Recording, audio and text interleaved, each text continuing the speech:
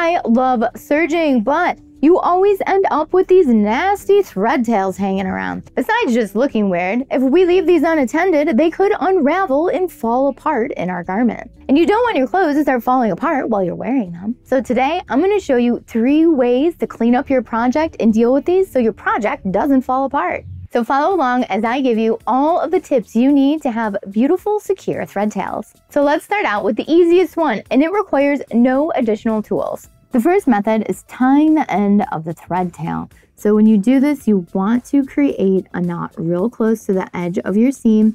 So make a loop that's about 1 inch big, take your thread tail and flip it through.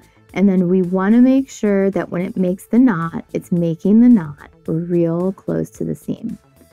There we go. And then we can go ahead and cut off the extra. So now this thread tail is not going to go anywhere because we've got that little knot there in the serge. So with this method, you might end up with the knot popping down a little bit on the serge tail, and that's totally fine. It's secure. It's not going to go anywhere. But you will have this little extra piece perhaps on the inside. So if you don't want to risk your knot popping away from the edge of your fabric, you're going to want to check out my next 2 methods. For this next method, you're going to need a tool. You can use either a tapestry needle, a needle threader, or some sort of hook. Any of these will work, but I prefer to use the tapestry needle. When you're using the tapestry needle, you might also want some thread wax, so that way you can really get the ends of the serge together. But if you don't have any thread wax, you can also just lick it.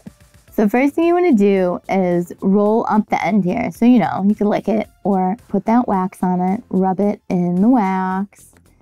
It's going to help the ends here stay together.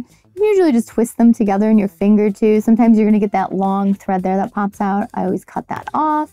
And now what we're going to do is take the tip of the serge and we're just going to put it through the tapestry needle, and it should pop in nice and easy.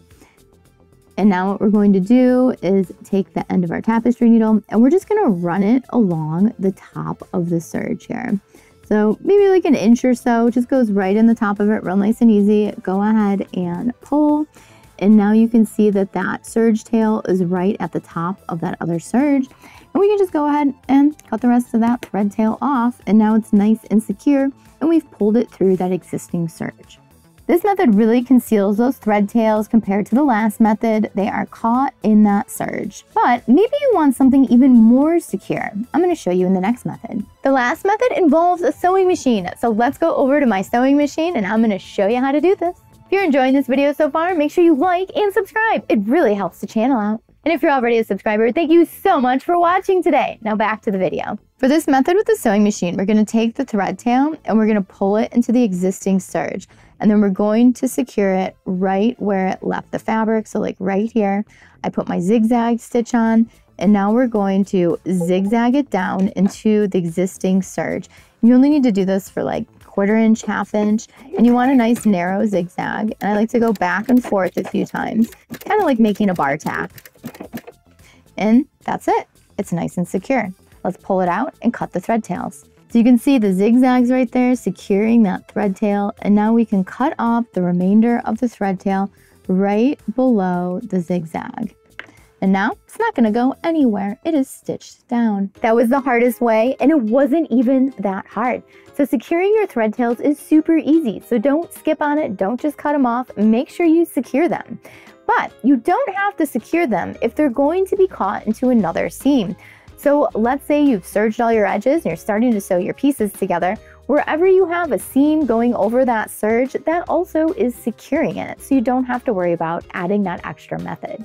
But if that's not the case, now you've learned 3 ways that you can secure those thread tails. Thanks so much for watching today. I hope you enjoyed all these tips on securing your serger thread tails. If you have any questions, leave it down below in the comments and I will get back to you as soon as I can. And don't forget, if you're in Chicago, you can come on into the design studio and take sewing classes with me in person. If you're not in Chicago, you can take some sewing classes with me online. Links for both of those are down below in the description. And don't forget to follow me on social, especially Instagram, because I'm always posting what I'm doing in the studio. That way we can stay connected and creative together. Thanks so much for watching. Bye.